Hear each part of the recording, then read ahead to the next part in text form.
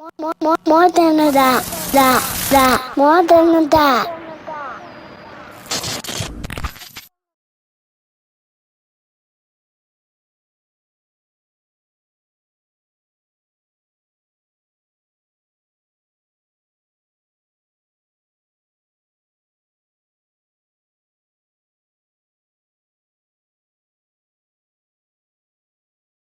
Join the More Than a Dad family by following us on Instagram, subscribing to our YouTube channel.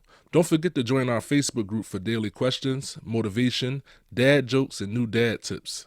If you enjoy our podcast, please leave us a review on Apple Podcasts and Spotify. Be sure to like, comment, and share our content with other parents. Last but not least, make sure you check out our new merch. The link is in the bio of our Instagram as well as the description of this YouTube video. We are truly grateful and thanks for supporting More Than a Dad. Welcome to More Than a Dad podcast. I'm your host, Dre Moore. I got my guy, Lewis Mobley here. What's good? What's good? And it's just us again. Just us again, dog. This is becoming the theme. We might just have to find another intro for that. No, we got to stop lying, man.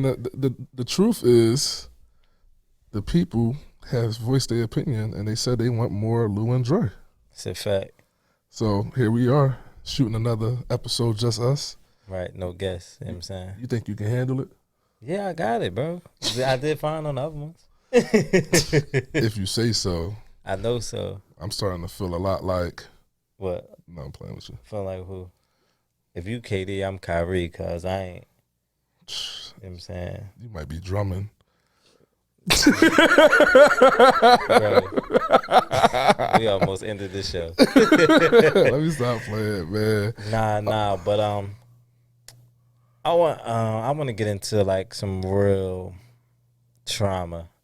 We sit up here and we let our guests tell their story and have their therapy sessions, and you know what I'm saying. So, I want us to be able to do that. So, being as though we both, lost our fathers, I just wanted to talk about that.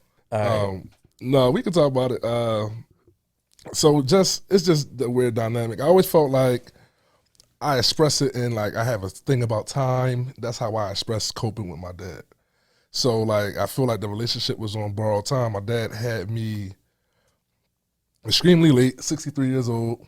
So my memories of my dad doing stuff with me, he was in his 70s. So when I say he took me how to ride a bike, he was playing basketball with us and taking us fishing, or we going down the lakes and hitting golf balls and teaching us how to catch and stuff with the baseball mittens. Right. This is from, he was old. He was old already. I was introduced to my dad at an old age. It was like Morgan Freeman. Yeah, he was Morgan Freeman, and he was retired, right? So we spent a lot of time together. It wasn't divided between work and all these other things. He was retired, so we spent a lot of time together. Right. So just feeling like we on borrowed time because he's so old and I'm young. I'm at the beginning of life, he is at the end of life. And I know it was real rewarding for him to finally have his own biological kid. He had plenty of stepchildren. He was married 3 times, so he had experience raising children. He was a great man, so he was a great uncle and all these things, a grandfather, right. All these things. I feel like our relationship is extremely special, but it was on borrowed time.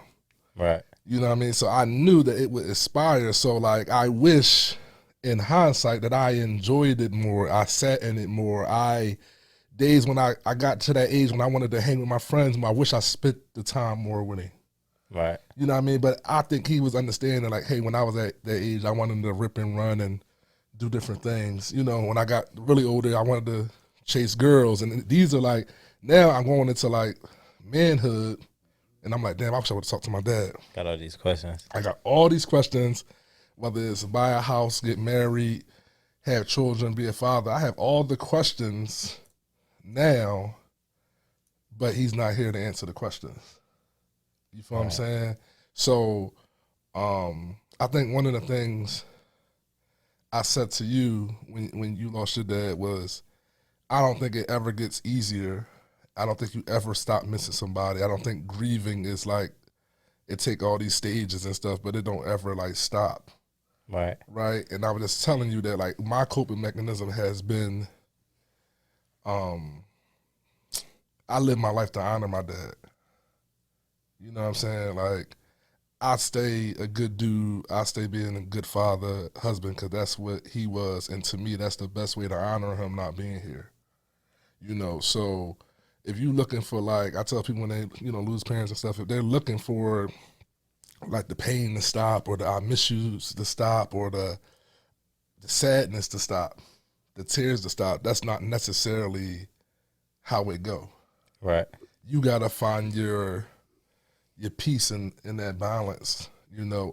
I just found a new purpose. I found like if I wanted to fall off, say if I wanted to just fall off and just like quit my job, or I just wanted to be a hippie and smoke all day, or I just wanted to, that's not living my life honoring my dad.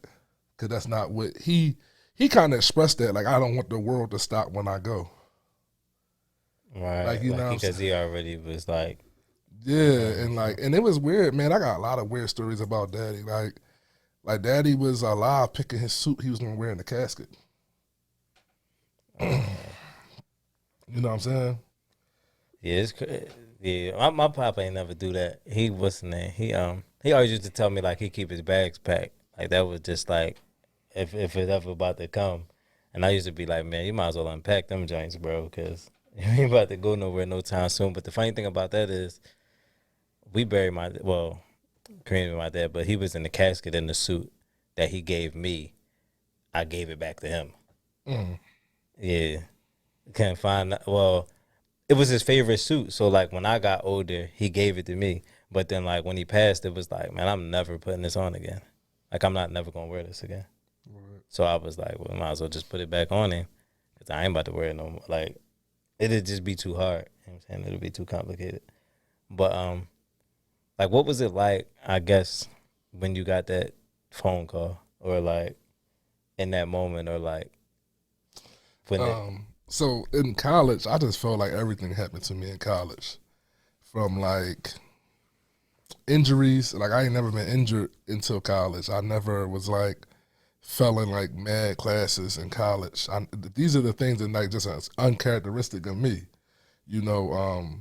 Shoot, my brother went away for a little bit in college. Like, you know what I mean? Like these are things that are out of the normal for me. I was like stressed. right. Like I remember having conversations, like people thinking I was going to like drop out of school. My mom had cancer for the second time when I was in college. This is like all like you talk about 4-year block. There was like a 2-year block of this nonsense happening. Right. You know what I'm saying? And then we always say like mommy battled cancer. I think the first time she had colon cancer, it was like terrible, right? And like she caught like pneumonia and stuff afterwards and all that. And it, like, it was just close to like near death type of thing. ICU and all that. So we always laugh and say like daddy stayed healthy enough to take care of mommy to see her through both her battles with cancer. Right. And daddy was already old and his kidneys were starting to fail. Body was starting to fail. He's in his 80s. Mind you, daddy just roofed the house at like 82. He was planning to redo the roof on the porch. And then just got sick and just like 82 years old, 83 years old, he went on dialysis or like getting ready to be on dialysis, and it just was like a massive downhill. Like it was just like, it was fast. And once he started dialysis, it was like, I don't want to be on no machines. I don't want no machines to keep me alive. It's it's my time to go. Like, and the doctors already convincing him like you could live for more years. You got a young wife, you got young kids, and I just don't understand. And I don't know if y'all know, like the poise I have, this stone face, this composure, I be shaking on the inside, but I be like, in real life, I be trying to be solid because I ain't never seen my dad cry or nothing for real. Right. Like he's getting news like a machine is about to be the reason why you living, and he's solid. His sisters, he outlived most of his siblings, and he in there looking at them in the casket like, the Undertaker did a good job with you. You look beautiful. Not like, damn, I miss you, sis. I love you, sis. Like he referred to the work of the Undertaker. Like you look like an angel. Like this is the man that I had in the crib with me. Like You know, this is what I'm trying to mimic, bro. I understand that.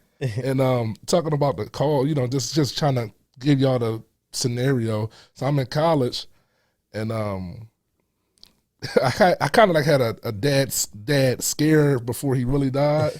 And what happened was, I'm up at school 5 hours away from home, and my brother called me, and this is like, you know, when he started to get sick, he on dialysis, he get affections like every 2 weeks. And my brother called me, and he ain't never really been like excellent with words. And like he said, like, man, you just need to be here. This is it. You couldn't tell me. In my head, what I heard was, Daddy dead. This is it. You need to be here. Like, where you at? Like, and this is how. That's how you internalize. And I went home. I'm crying. I'm like falling all over Royale. We crying together in the crib. I cried so hard. You know what I'm saying? Just to like race home. It's 5 hours away. We probably got there in like 3.5 hours. We get down to, I think he was in Thomas Jefferson or one of them, not his traditional hospital at the time. But we get all the way down there, and they're like, "You want to see him?" What you mean you want to see him? So I get in there, and he got like the CPAP machine on. It's blowing oxygen in and out of him and all that. And I go grab his hand. He squeezed me back. Scared the out of me. Because I've rolled there here in the mindset that you was dead for all these hours. Like in my head, you was dead for hours. You know what I mean? I don't think me and my brother ever had this conversation, so it's kind of funny. Like, bro, like, what was you thinking when you was delivering that message to me? You know what I'm saying? I done told my coaches he done checked. Like, you know what I'm saying? Like, this is like I've been getting excused from like practice and all this mandatory stuff, and it's like I gotta call my coach back and be like, yeah, like he like not dead, but he like almost dead. Like he had a close call. Like, you know what I'm saying? Like, you know what I'm saying? So like so like they like, huh? Like it was like not believable. It was like I was trying to get out of practice or something. It was like I was high and I like told a bad lie. Like yeah, he died, but not really.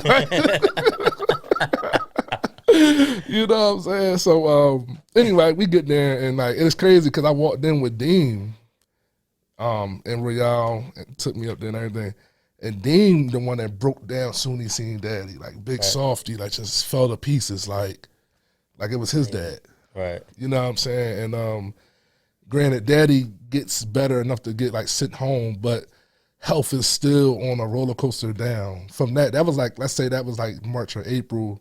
Daddy officially passed away in like September. Right. Weirdest story, I'm gonna share it right here because this was like crazy to me. So I know I gotta go back to school, and Daddy now is like in and out of like these little nursing home situations, or like, and then what's the thing called, like hospice? Hospice, yeah. Then he was in that, and I like went to go see Daddy before I left, and like Daddy was like the shell of himself. Like I would go see Daddy sometimes, and he wouldn't even know my name. Joshua, can you pass me this? Joshua. Right. My mom like, you know he talking to you. I know he talking to me. You know what I mean? But one thing I give him credit for is that he always knew who Mommy was. Like no matter how foggy he was. So the problem was, in addition to the kidneys, he had asbestos and exposure in his lungs. So like breathing wise, his breathing was failing, and he was having like issues with obviously having kidney failure and stuff. So I think the lungs is kind of what he stopped being able to like really. He was like giving himself like monoxide poison because he couldn't like filter the oxygen. Yeah. So, one story, he was in hospice. I came to see him without Mommy, without my brother and my niece or anybody. I came to go see him, and then I had to report for training camp. Right. Worst camp of my life. I was out of shape. I was just not there mentally. But I got to go up here and earn this scholarship. I got to like play so I can get this little bit of money they're giving me to go towards my tuition. And I come to see him, and like he is sharper than normal. And I have this experience, and I don't believe in ghosts and all that. And I made fun of him for being a Ghostbuster, but this is like a real spiritual situation. So I go to see him. He's sharper than normal. You know, they took his teeth out. He ain't got no teeth, but he like talking. He responsive. Right. I'm like feeding him and stuff, which is crazy. I'm like feeding him like his crackers and his like puddings and stuff, and we're having interaction. I'm recording him on my phone like how kids do today. This is Right. This is 2011. You know what I mean? Like it's common to be like, yo, dad, look. But I was doing that with daddy then. Right. On probably a phone that was not no iPhone or nothing. You know what I mean? 2 determined cell phone. Trash, bro. You know, you know. Footage crazy. But I was filming him like I was in my head. I was encouraged that like, yo, he's sharp today. Right. Like he could be probably getting better, yeah, or something like that. And I had this experience with him, and then I left, and then the next day I drove back to school. I'm in training camp. I am terrible. I'm getting killed. I'm giving up sacks. I'm really not there, bro. I don't know why we even here, but I'm not there. You know what I mean? And this is what I was talking about being an athlete. Like this is what they expect of you. Like you just gotta show up to earn your money. You know what I mean? You know what I mean? My dad is not like, why am I even here? You know what I mean? So I was there, and I wasn't there. And I was doing bad. I was getting threatened for my position and everything. And like 6 days in, I was thinking about quitting. I remember calling Kadeem like, "Y'all want to quit?" He was like, "But we ain't never quit nothing in our lives." Right. And I'm like, man, I'm not that, man. I didn't pass the conditioning test again. You know what I mean? I'm playing so poor. I wanted to quit, and a lot of people don't know that. And he said, "Dog, don't quit." Like day like 7, Daddy called me. He's sharp again. He's sharp again. He says to me, "How you go back to school without coming to see me?" And I'll never forget this conversation. Dad, I was up there. I even got the videos in my phone. And I went and looked at my phone, no videos. And I don't believe in ghosts. And I don't believe in spirits and all that. But this is like a real life. No videos. I got no videos of that. The videos that I took of him eating, like, yo, I wanted to go back and show mom, like, yo, he ate, like he did this, he did, you know what I mean? Daddy was alert, because, you was going to see him, and you'd be sitting next to the bed, and he'll be sleeping or whatever, right, unconscious or whatever, you'd be in and out of whatever. And no videos, bro. And I was trying to, like, be like, yo, I got videos of you right here. What are you talking about? Right. And I went and checked the videos, and there was no videos, bro. So, let's say training camp is like August 12th, and then like Daddy died like September 1st. Right. So let's say that phone call became between them times, and that's how it happened. You know what I'm saying? I get a call. This is like the real call, like different messenger. Different messenger. Yeah, Daddy just passed. And to be honest with you, I think I like had like a subtle cry, like I just was tearing up. I didn't have that cry that I had when I thought he died when Lamont told me. So I felt like I got that out. He was prepared. Yeah, I got that out, and I knew he wasn't doing well. And it just was kind of like somber. I even took my time driving back home. That's crazy. But yeah. So that was the experience of that. And I remember like a lot of the family coming to the house, and like Lamont and Mr. Kenny getting the porch ready for the repast, and like I remember going down to the Undertaker and like talking to the Undertaker, like you really like talking about the services they're gonna provide for the dead, and like it's really a business exchange. And that's my dad over there laying over there. Yeah. You know what I'm saying? But Daddy had lost so much weight. Like my dad always been like 6'1", 6'2", like 240. Daddy was like probably under 200 pounds, well under 200 pounds. Clothes don't fit. They gotta like. And Daddy still had stuff from the baggy era. So they had to like put like things in his suit, like cardboard and stuff in his suit to blow him up to make him look like stature. But I remember everybody kind of like holding it together when we was like preparing the body.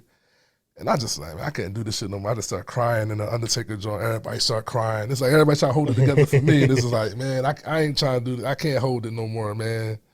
This shit sad as hell. You know what I mean? That's a fact. But that was my experience, man. You want to tell us about you losing your pop, man? Yeah. It's crazy because my dad wasn't sick at the time.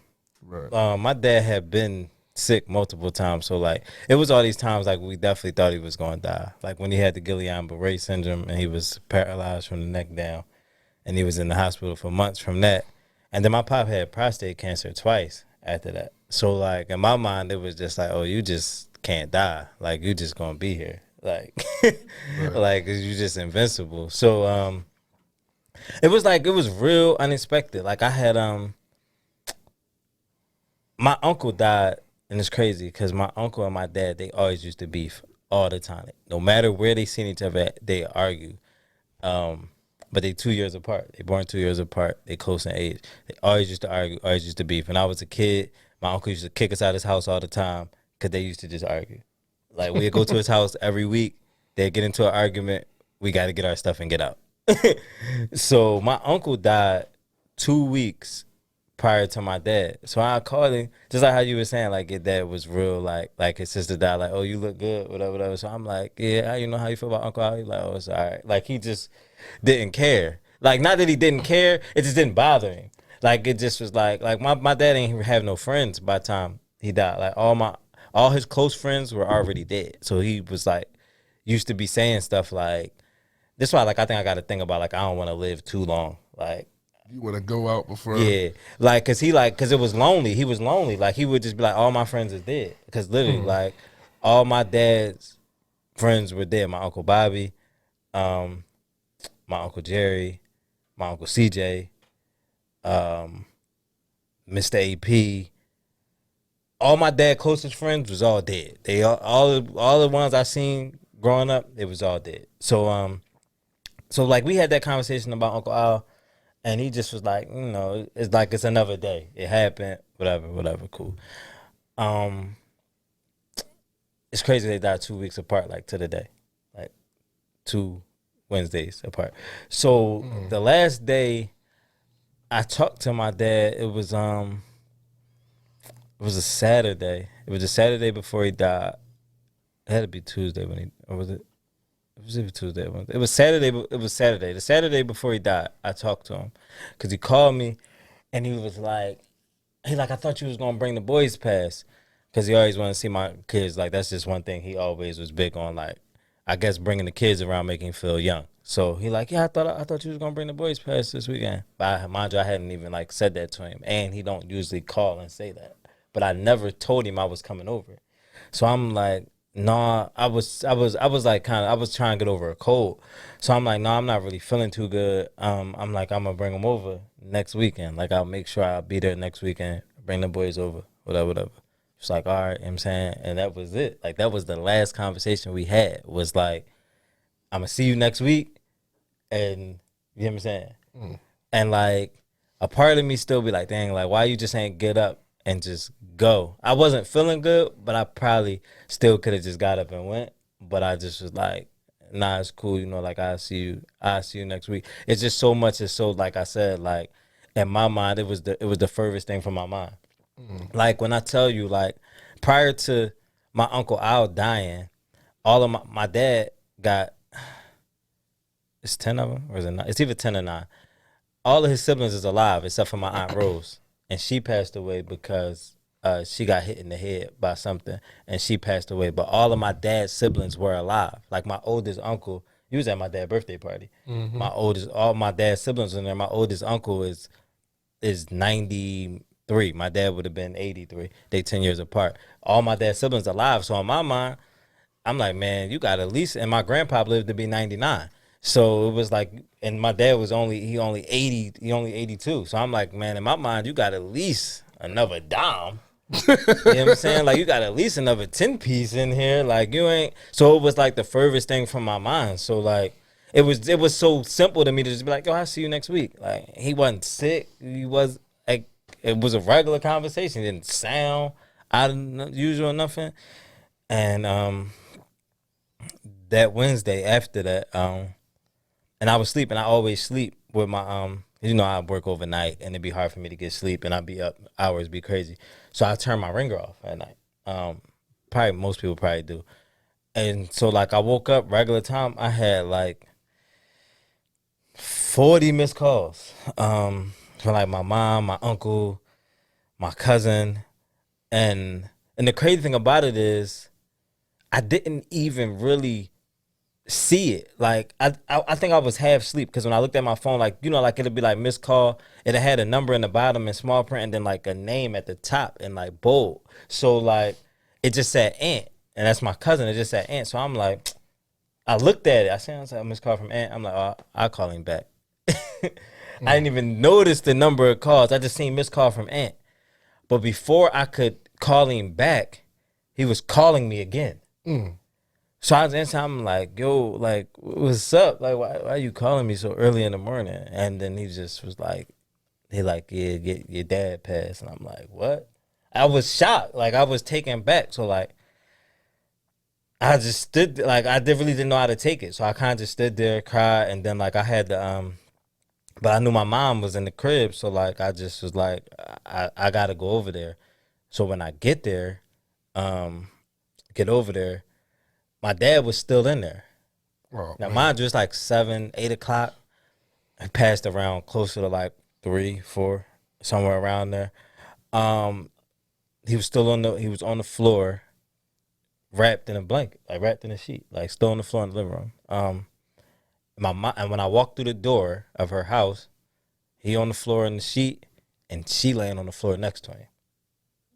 So that's like what I walked in the scene. So I'm just like, but like she obviously where she at, and so like I can't even be upset because like she all emotional. So come in and I was confused at why he was still there. Like this happened hours ago. So then like I asked my mom like why why he still there. So she was like if you die in a house of natural causes, the paramedics don't take you. They just leave you.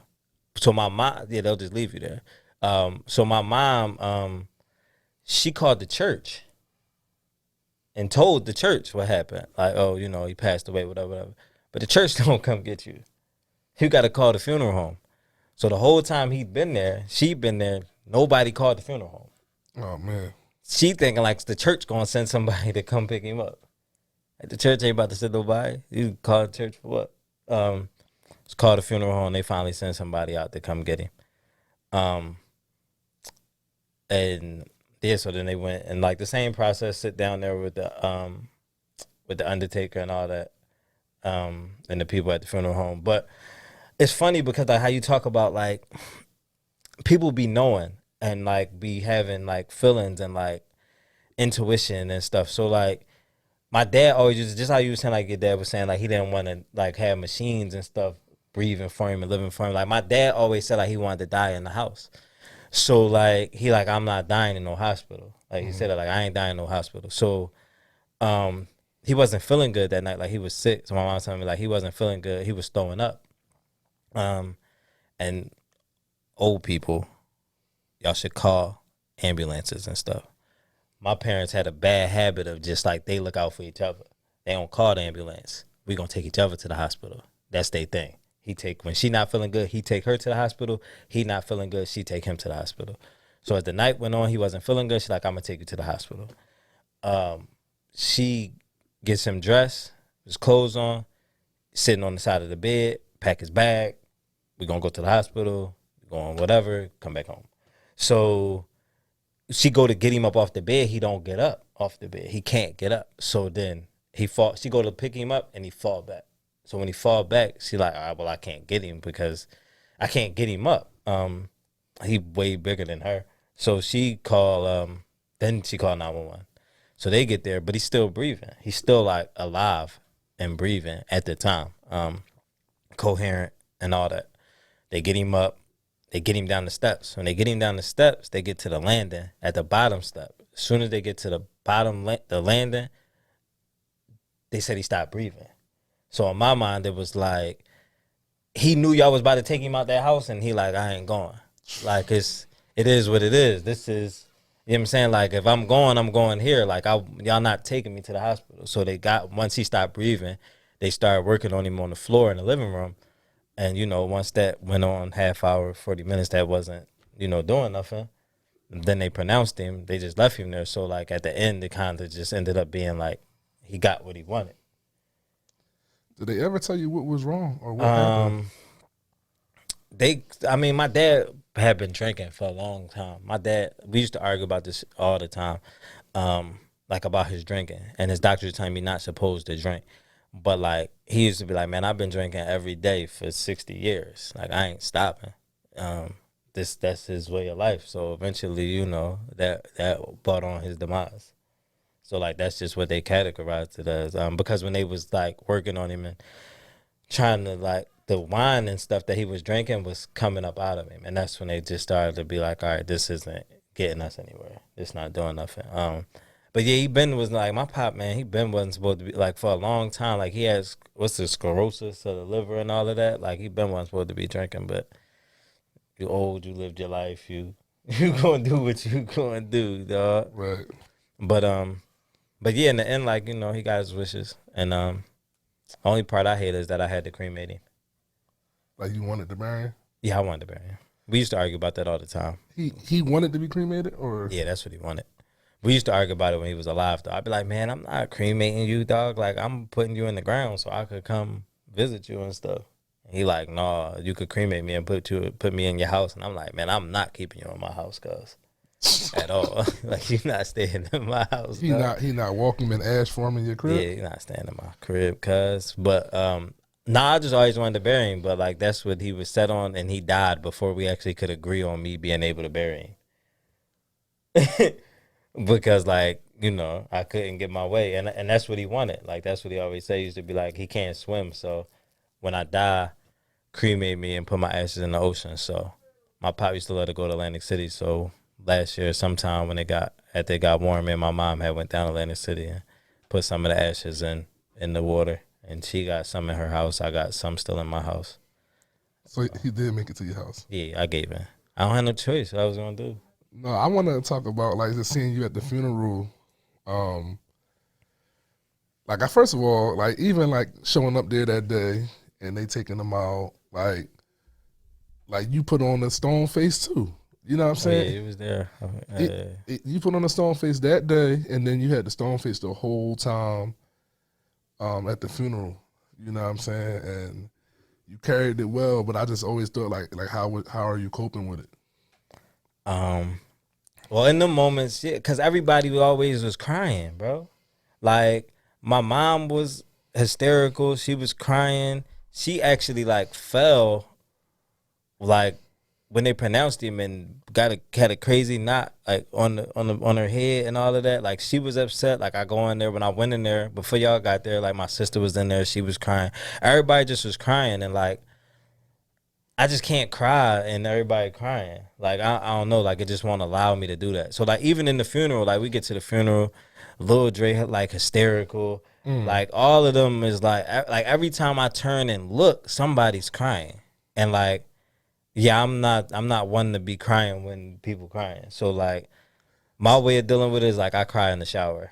Nobody see it. I'm about to say, when does you cry? When do you cry? In the shower. I cry in the shower every day. I'm being honest. I cry in the shower every morning. If we just was having a conversation about me sitting in the shower for like 40 minutes every morning, that's part of it.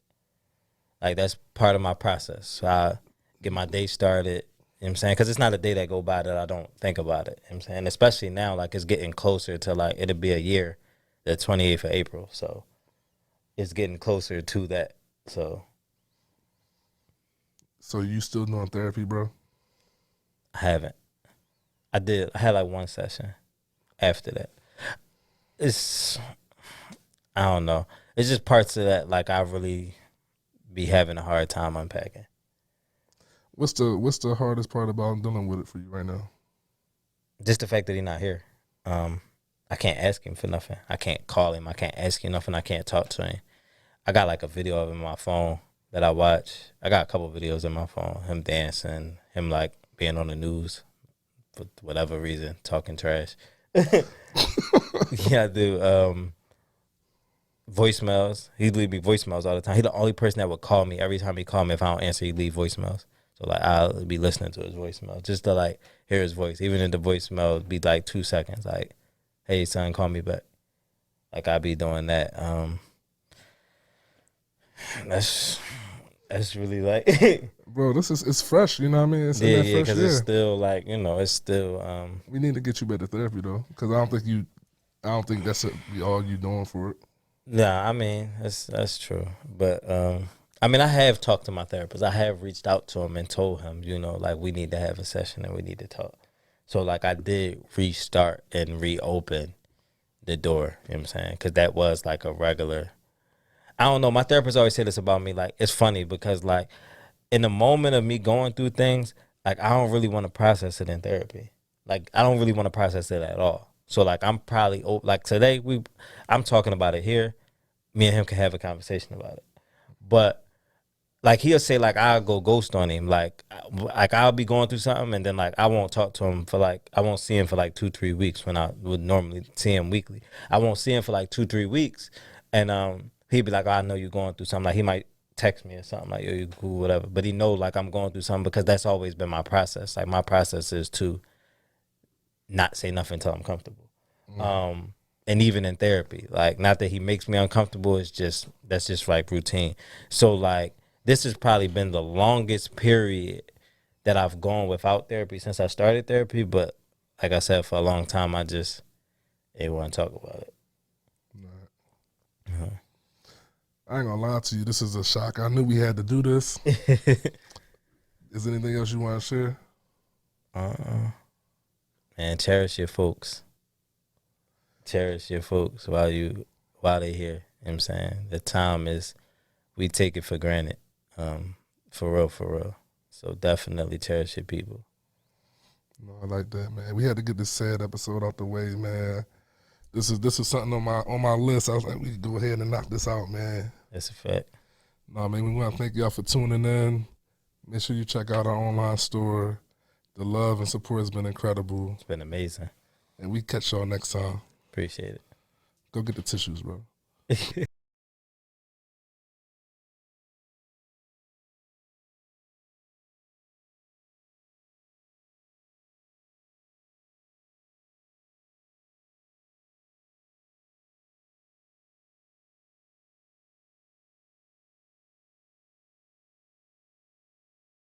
More than that.